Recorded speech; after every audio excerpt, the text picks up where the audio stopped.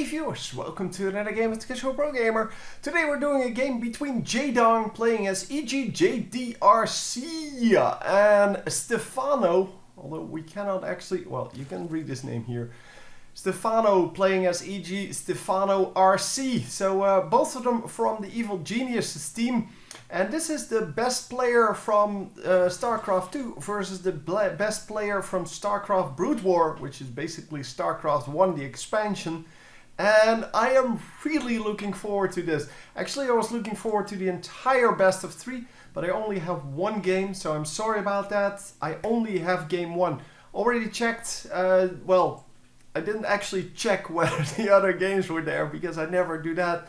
But I know because it was in the comments that games 2 and 3 were not recorded. So that was very unfortunate. This is DreamHack Open 2013 and this is one of the qualifying rounds, I believe. And not all of the matches from the qualifying rounds are recorded. And that is very unfortunate because these are two magnificent players and they have just great strategies, just great overall micro, macro, everything. So there's a lot we can learn from this. Obviously, since this is a Zerg versus Zerg, it is all about that early game. It is all about that first fight. If you win the first fight, you win the game. If you lose the first fight, you lose.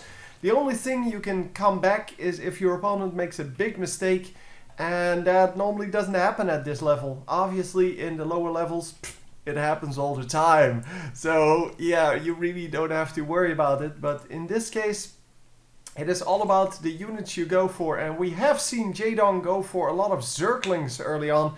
And then Stephano normally goes for Roaches. And Roaches are way better than Zerglings. So if you go Zergling Baneling and your opponent is going Roaches, you normally lose. And that is the way it is. But on the other hand, if you get through with a few Banelings, you can destroy the entire drone line in one go. So you can win with that. But you will have to be really, really quick with that. And obviously, once you have some queens out, once you have some Zerglings out, you should just, or well, worse even, if you have some Roaches out already, you should be fine against that kind of an invade. But yeah, it's all about that early game. So we are going to see some queens come out for both players.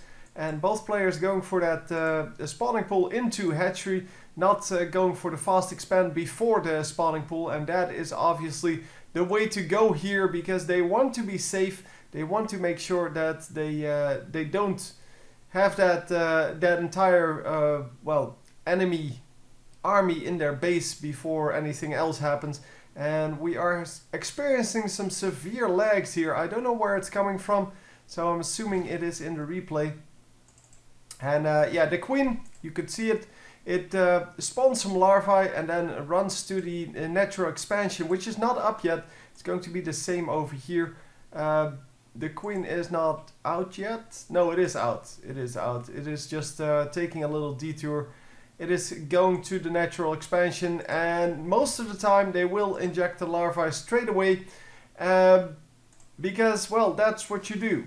And indeed, that is what happened.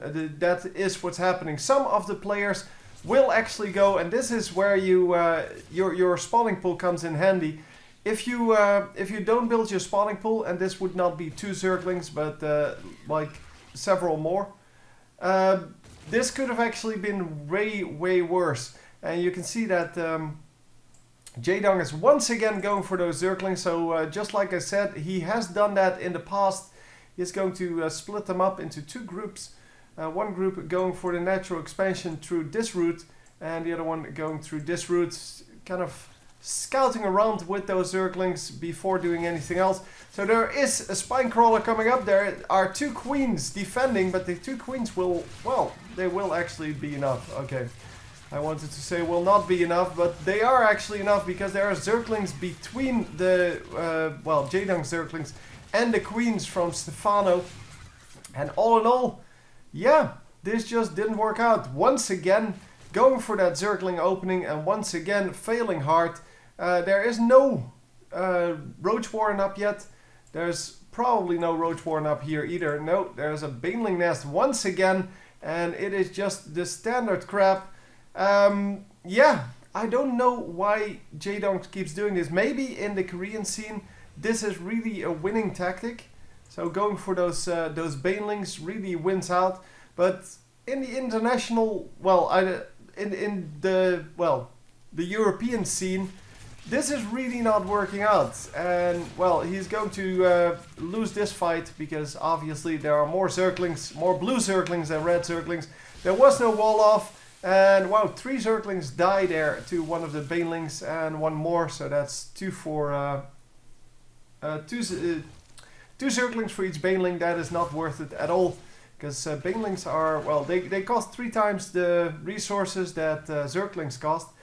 And, well, one of the resources actually used is not minerals, but gas. And gas is way more valuable.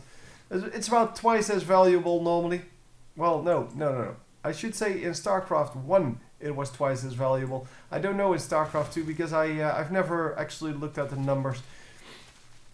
But yeah, well, it would mean that, well, your banelings are, what, 4 times more valuable than Zerglings? So yeah, there's that.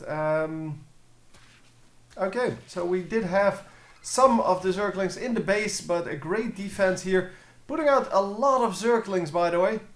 And he is going to build another spine crawler. There you go. And an evolution chamber. So evolution chamber coming up. Still no roach warren from either player. And I have to feel that the first one going for that will be the victor here.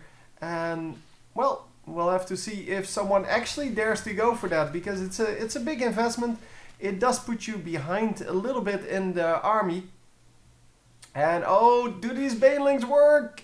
No, not for now.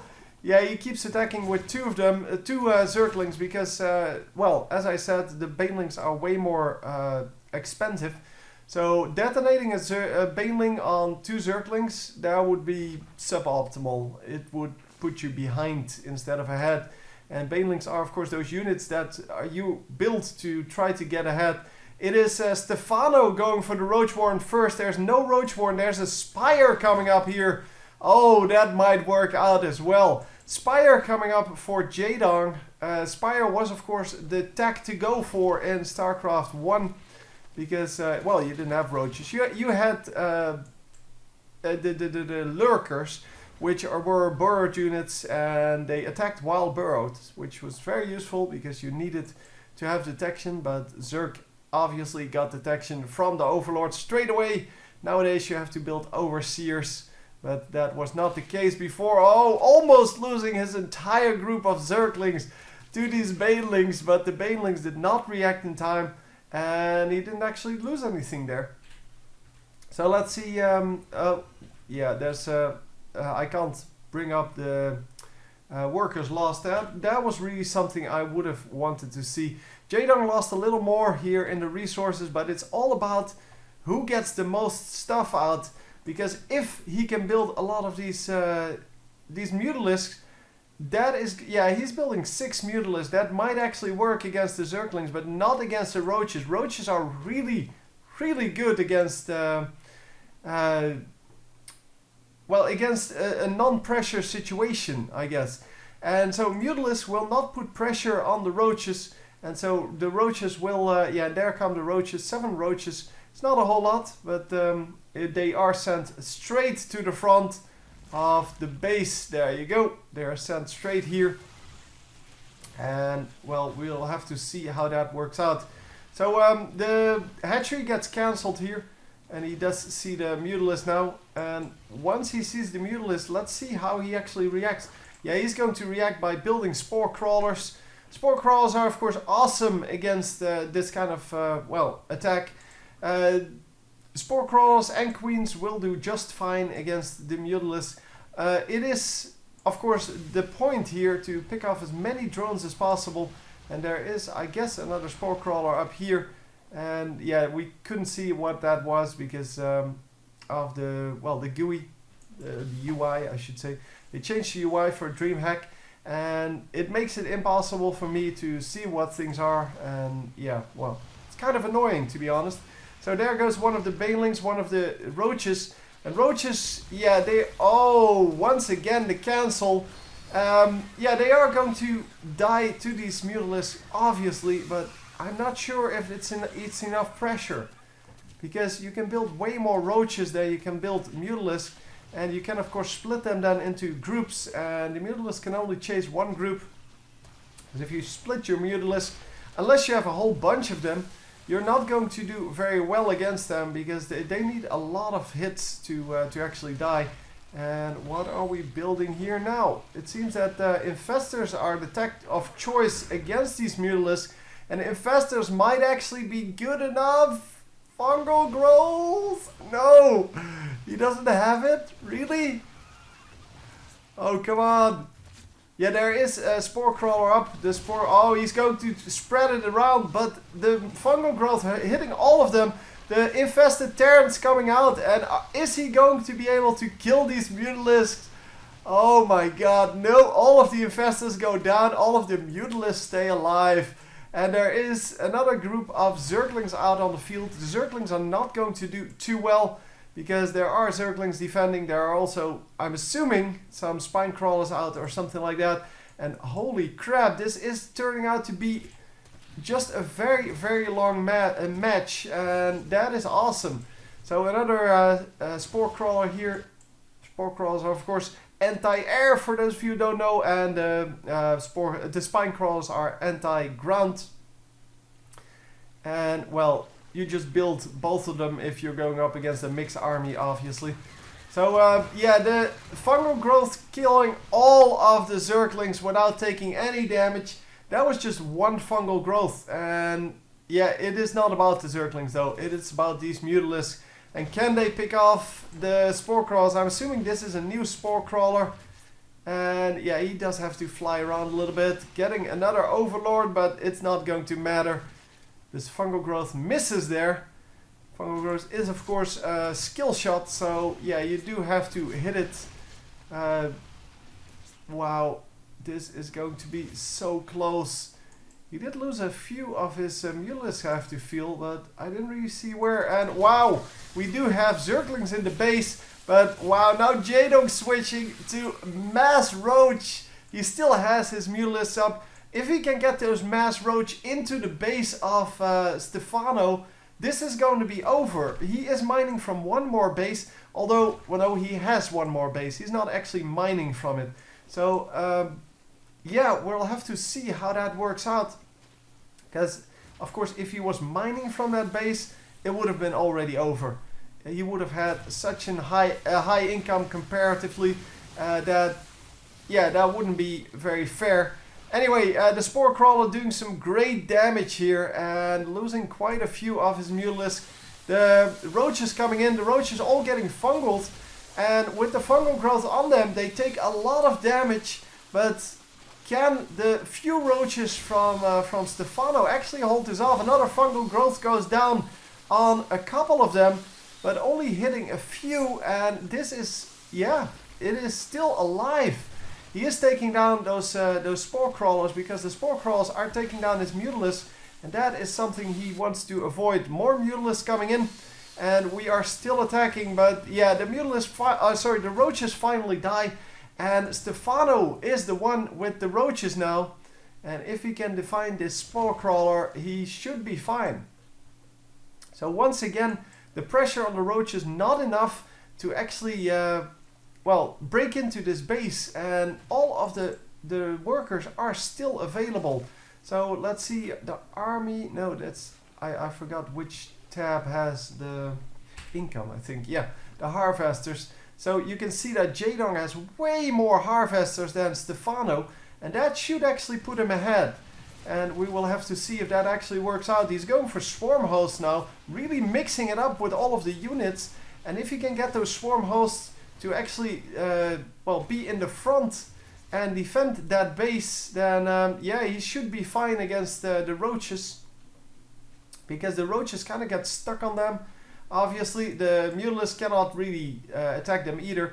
It is just that if you get detection over there, which is normally very easy to do, especially with something like Zerg, yeah, if you get detection, you can take them out so quickly. And here you can see how quickly, especially with Mutalisk, of course. But with Mutalisk, the speed doesn't even matter because you're flying and you can't really do anything about that. So yeah, just scouting around with these, I forgot what they're called. It doesn't matter. With the Spore Crawler units. Not Spore Crawlers, come on! Swarm Host units. And yeah, just making sure that he can see what's coming. And he can scout for that base, the new base that he was bringing up. And wow, just going to spread the creep here so that he can defend all of his bases with those units. The Swarm Host now completely, well, spawning their stuff all in the same place, and that is really good to have. Oh my god, this is getting close to the end. It has to. But what is going to cause this? I guess this kind of an attack will put you behind. And yeah, he did take out a whole bunch of roaches there just for a little bit of energy of his infestors. And that's about it. So the infestor's doing the work there, and he is going to be able to get all of these Mutalisks now with fungal growth. No, he misses his first fungal growth. Does get the fungal growth on 3 of them, and he's going to have to continue this. The infestors dying one by one, but the Mutalisks also taking a lot of damage here. More damage going down. They actually melt like butter to the queens, plus the fungal growth, and yeah, okay. The Mutalisks did very well for one simple reason. And that one simple reason was that there was no anti-air. Only the queens and the spore crawlers were there to defeat them, and that was not good enough. So they stayed alive for a long time. But these roaches do not die to that. So the switch from Jaedong to roaches at some point, that was really good. And he is going to try for the swarm host himself, and getting the swarm host versus swarm host battles. Oh man, they have such long range. Yeah, his next wave will come in. There it is. And it will do very well. But is he going to get... I think he's going to get an overseer out and just defeat those swarm hosts instantly. The Jaedong's overseers over here. And yeah, the swarm host versus swarm host is not going to do very well. And they are now over here. Did he spot them? I think he can see those. But yeah, he definitely saw them now.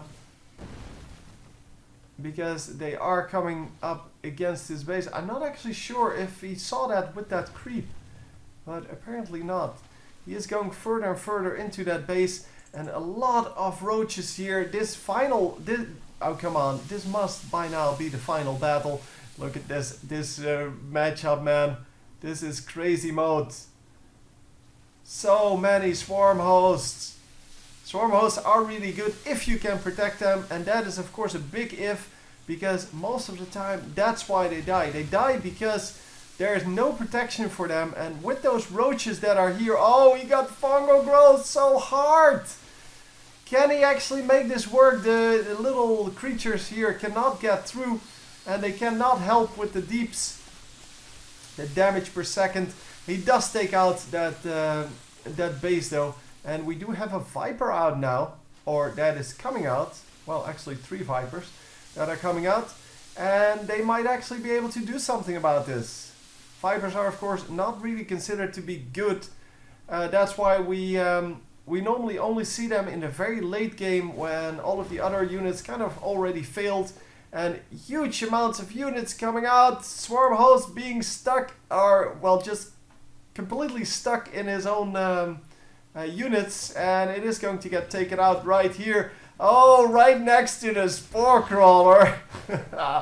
Yeah, lost one of them for no reason at all. And oh, all of the...